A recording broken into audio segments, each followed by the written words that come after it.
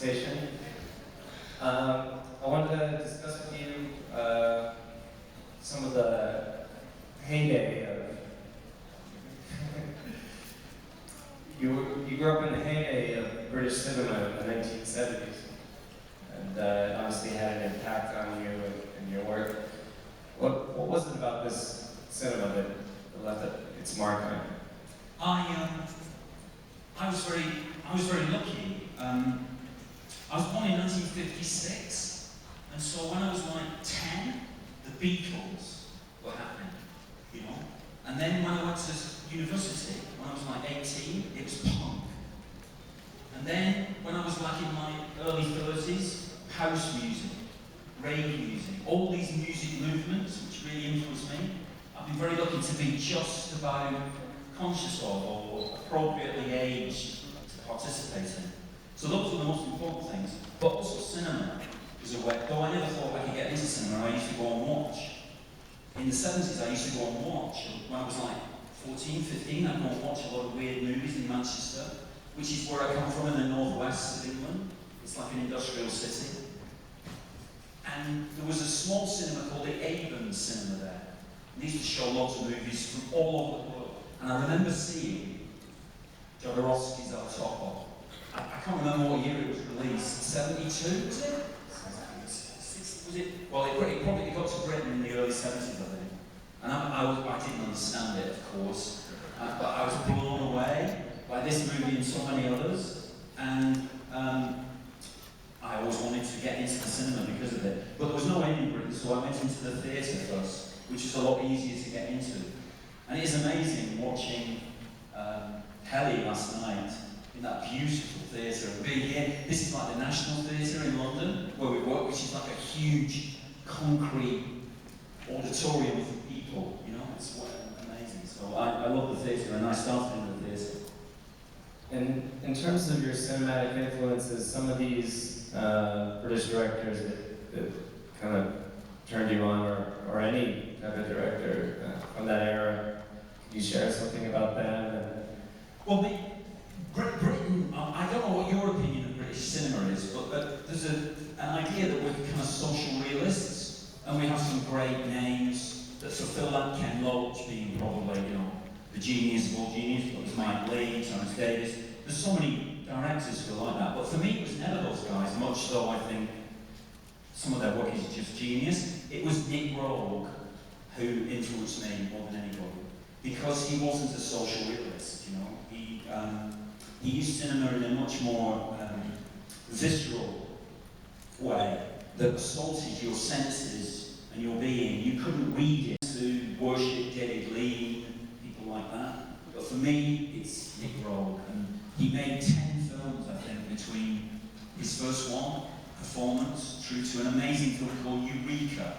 And if I can just ask you to do one thing today, is try and see Eureka, which was his last studio film, and the studio buried it and killed him.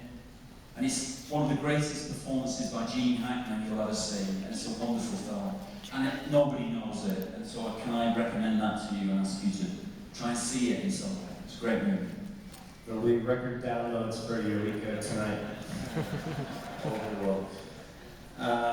So, in comparison to that cinema that you grew up on loving, can you tell me, what is it about contemporary cinema that you think might be different, or perhaps is lacking, that you really enjoyed when you were growing up? Is there something that's just not quite there these days, or do you think there's a vacuum?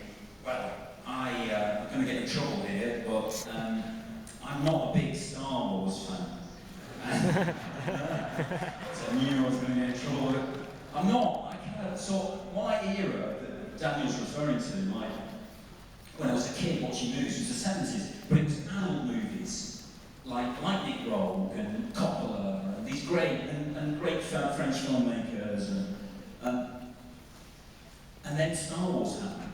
You know, and it, as we know, it changed the industry, and we're still living through the effects of that now. When you see the summer releases for us all, you know, these huge cartoon or comic book figures.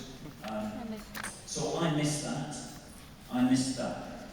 Not serious, because I like stuff to be funny, but that kind of adult film that deals with sex and violence in a way that is surprising and difficult and a bit dangerous sometimes, but also doesn't exclude people, doesn't stop you, doesn't feel like it's like exclusive. I like to try and make the films appeal.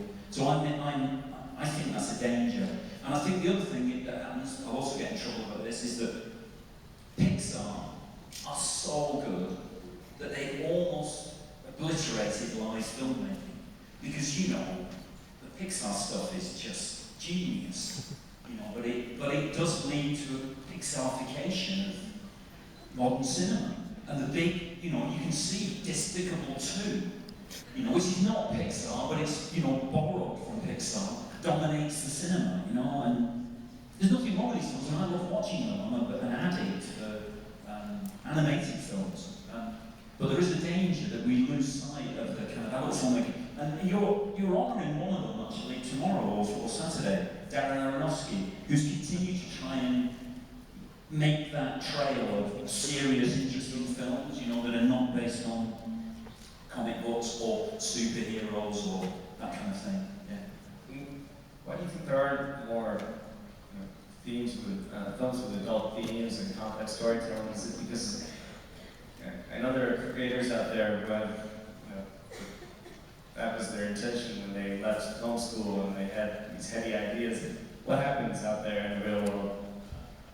Well, it's because everybody wants to watch Star Wars over and over again, and you know, no, it's like, it's obviously studios and the way the money works and that kind of system, and films have become very squeezed now, and it's becoming worse and worse, almost monthly, that the studios are prepared to back immense budgeted films, but not anything else. So it used to be, just a few years ago, that there were big films and little films. Now the little films, the studios are not interested in those either, you know?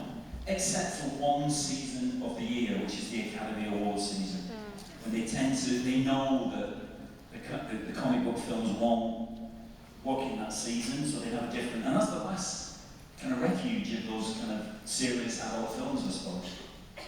And another refuge these days seems to be television. And television, yeah, absolutely. Yeah. So, on the subject of television, would you ever consider doing some sort of a series? Yeah, no, I worked first of all in the theatre, and then I worked in television before I became, you know, working in the cinema. And I would be delighted to go back to television. And we're working on a pilot for a television series, and hopefully a series of series for television. Because it is obviously that as the audience has got older, they now, a lot of them watch their work. They want to see this kind of work on television. And television is, in many respects, and certainly in America, more challenging what you see on the cable television than what you can see in the cinema. You know, certainly more easily available is more challenging work, you know. And how did this turn around? Because when I was a kid, it was like... Sorry, it's weird the way it happens, that, and it seems to have almost happened overnight. Everybody's suddenly fleeing to television, and the cinema is dominated by these huge movies. You know, like Guillermo del Toro's, like, you know, he's a great filmmaker, and he makes Pacific Rim, because if you've got young and admired filmmakers who can work within the studio system and produce what the studio wants them to produce, which is these mega event movies, you know. I think piracy is partly to blame. I think the response to piracy a few years ago, which was seen as there was no stopping it, they couldn't stop it, so they tried to think of ways to sidestep it. 3D is that. There's no love of 3D in the studios. They don't love 3D. They do it because it's a way to make the event unique, you know, that you cannot get outside the supermarket off a guy selling you a DVD. You know, so I think there's that, and then the scale of the movies and making it feel like you must go the first weekend to see it is another way of sidestepping piracy. I think they're income protectors, really, in a way.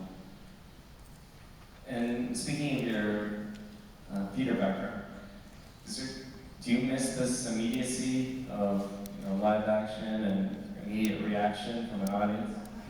Yeah, I mean, I worked in the theatre until about 15 years ago, 16 years ago. And then year before last, we were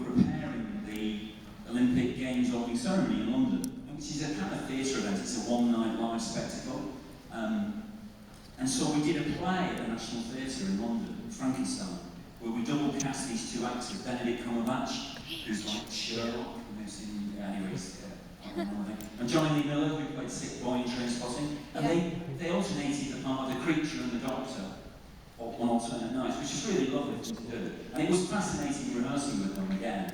But what's weird about theatre is that rehearsal is just the preparation for the actors. As soon as they get in front of an audience like this, they kind of push you away as a director. And you kind of float backwards away from the event. It's really sad, actually. It's like your kid growing up and leaving home, saying bye. It's really, really sad. And you kind of, and you have to get used to it in the theatre, because they don't want your notes anymore. You know, they just want to get out there and because they are the storyteller. You know, whereas in film, it's the director. I think in theatre, they're the storyteller every night, and every night you need. It's a wonderful thing. Speaking of receiving feedback from your audience, how often do you actually sit in the audience with one of your films? Not a test group, but an actual commercial audience? By the time they're released, you can't bear to watch them anymore, so it's difficult because you're so over-familiar with them.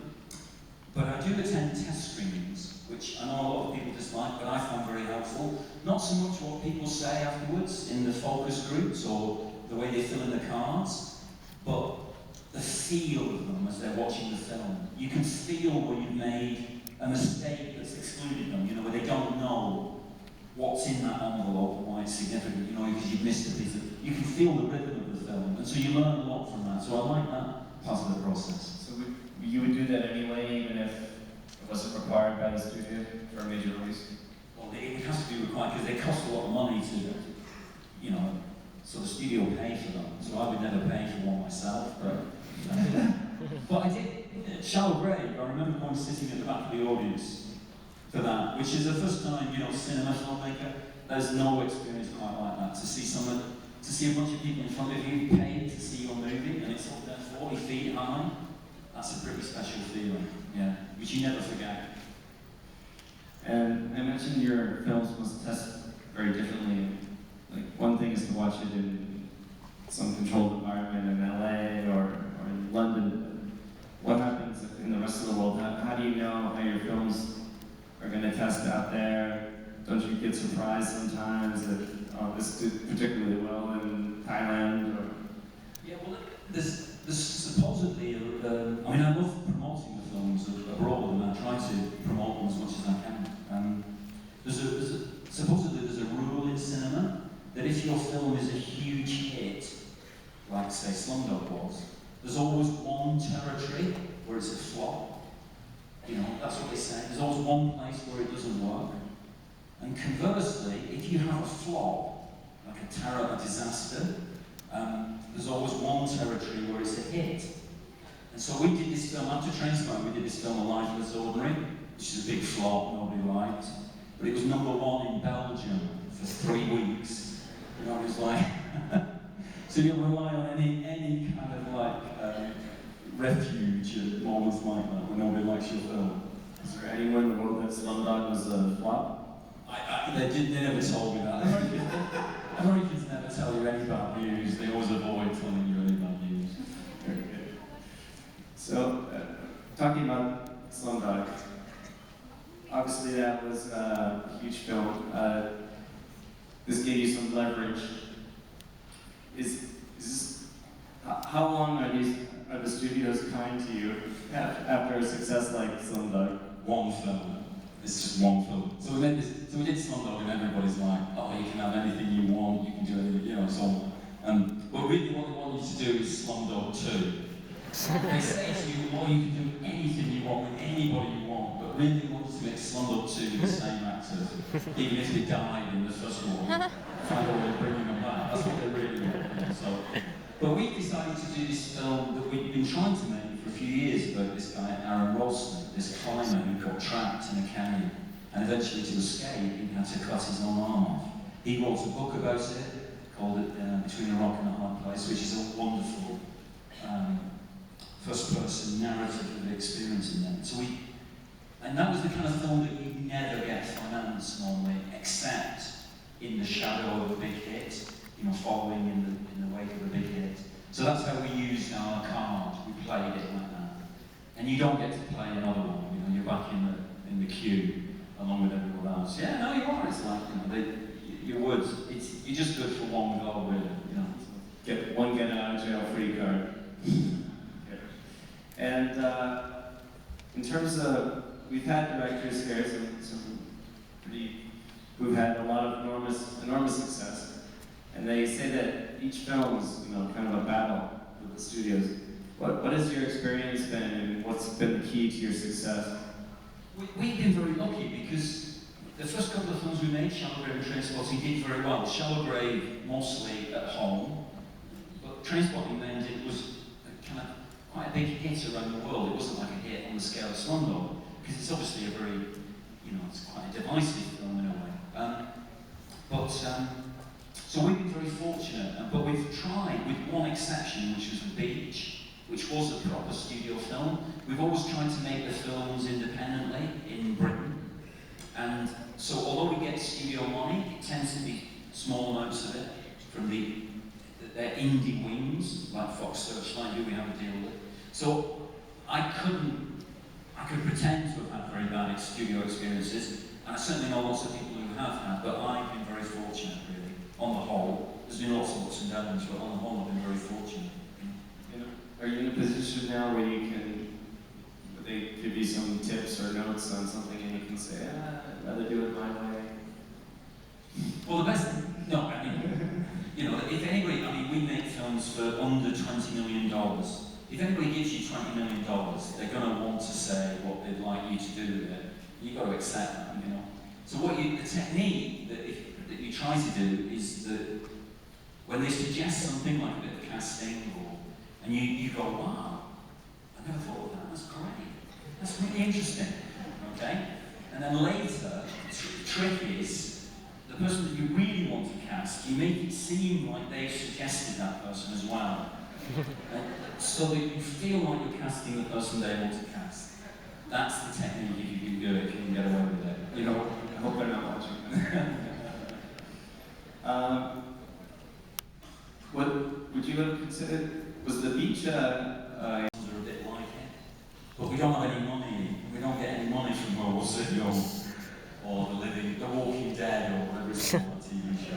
If only we had shares in that. But actually, George Romero is the guy who should get money from all those people anyway, because he's the guy who pioneered it. We just made them run fast. Actually, we just been to the Museum of the Mummies. Oh my God, that was amazing. Absolutely amazing. I was expecting it to be I was expecting it to be a kind of cartoony, kind of like fun fair thing. It's absolutely stunning. I've never seen anything like that in my life. It's beautiful. George Romero would have a great time in there.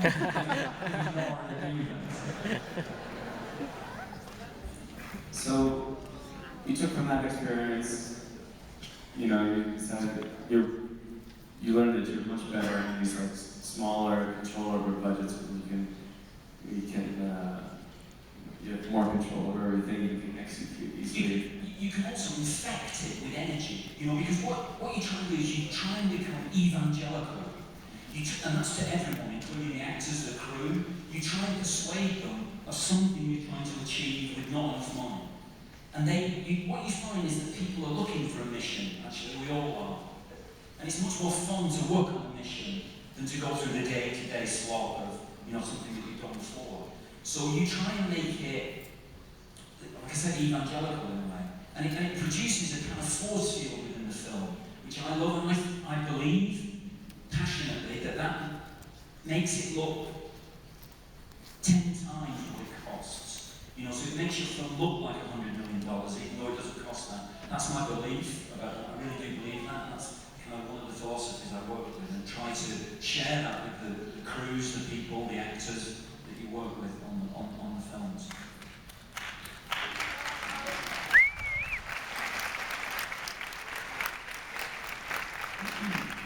So you spoke about your Irish Catholic heritage.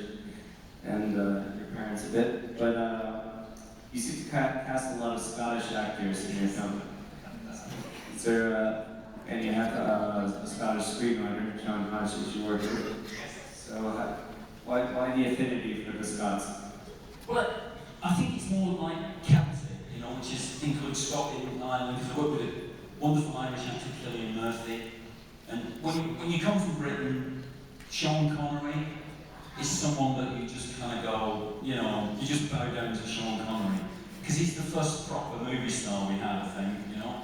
And so there's something wonderful about the Scottish language as well. Also, the Scots hate the English, and that's a wonderful tension. You guys must know that, living in the shadow of America. Scotland lives in the shadow of England, that's taking all the credit for everything. You know, so it's that kind of, there's a real kind of, you can taste the relationship between Scottish people and English people. I love that kind of energy. They don't take any bullshit off anybody in Scotland. It's like, you know, so they're proper good people to work with. And I was very fortunate that on the first film, the producer and the writer, this guy John Hodge, was Scottish, and the book that we adapted second, John wrote the first script as an original script, Charlie Gray, and the book then that we adapted was this amazing Scottish book, Trainspotting, which is written, if you ever get a chance to read it, it's written in the Scottish vernacular, which is incredibly beautiful to read. Once you have to unlock the code. It sort of unlocks for you after about 15 minutes of reading it. And then it's a wonderful read. I'd recommend the book to anybody. It's a really wonderful book. Yeah. Talking about John Hodge and some of the scripts that he's written for you, one of the underlying themes seems to be this kind of betrayal amongst friends and this infidelity. Is that something that's like bothering him, or is that something that you've asked him, hey, this is something that I'm looking for? It's interesting. So John Hodge was a doctor. When we started with Charlie Gray, he was a practicing doctor. And if you look at the films, there are medical details in the film which are clearly the result of the screenwriter being a doctor. And it's a grand tradition actually, because Chekhov was a doctor. What's his name who wrote Jurassic Park? Michael Crichton. Michael Crichton was a doctor, wasn't he, I think? And I think it's because they get access to us at our most naked, literally and both physically and emotionally, you know. And so they're great story writers. And I don't know whether, so he told us this story about when they work in a hospital amongst themselves. And they said they had a code. They would have codes so that they could communicate with each other about you, the patient, without you knowing what they were saying. So they'd say FLK, which meant funny looking kid.